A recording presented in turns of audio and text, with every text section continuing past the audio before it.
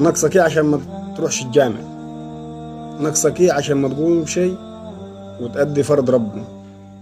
ايه اللي ناقصك عشان تبقى بعيد عن ربنا سبحانه وتعالى؟ ربنا مديك حقك وزوادي، قرب من ربنا واديله حقه. ده انت كل ما هتخش الجامع وكل خطوة بتخطيها هتروح تأدي فرض ربنا هتاخد عليها حسنات، وكل ما تذكر الله انت وقاعد انت وماشي بتاخد عليها حسنات. ده انت لما بتكون ماشي وبتقول لحد السلام عليكم ورحمة الله وبركاته بتاخد حسنات.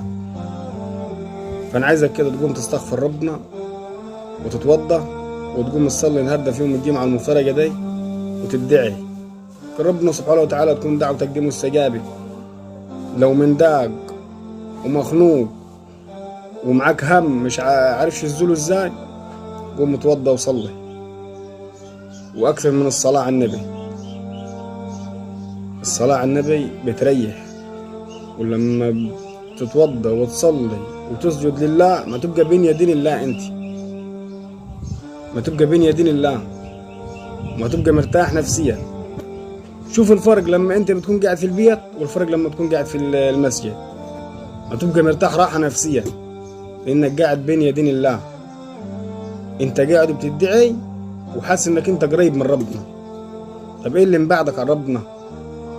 انت وحدك اللي باعد.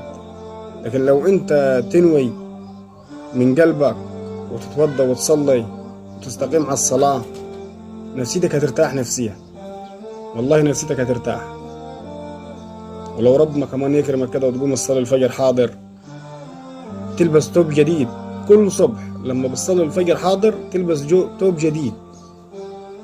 ربنا ما يفتح لك باب خيار، ما يفتح لك باب رزق، ما تعرفش الخير جالك منه ولا منين، لانك انت مقرب من ربنا سبحانه وتعالى ومراضيه. وربنا سبحانه وتعالى لما يلقى العبد مقرب منه ربنا بيراضيه، بيفتح لك باب رزق، بيوسع في رزقك، وبيكرمك بالذرية الصالحة، بزوجة صالحة، بعمل كويس، يبعد عنك ولد الحرام وبنت الحرام. لكن طول ما انت بعيد عن ربنا دايما هتلاقي المشاكل والهم والغم حواليك. وبالله عليكم ما تنسوش الصلاة على النبي النهارده في يوم الجمعة.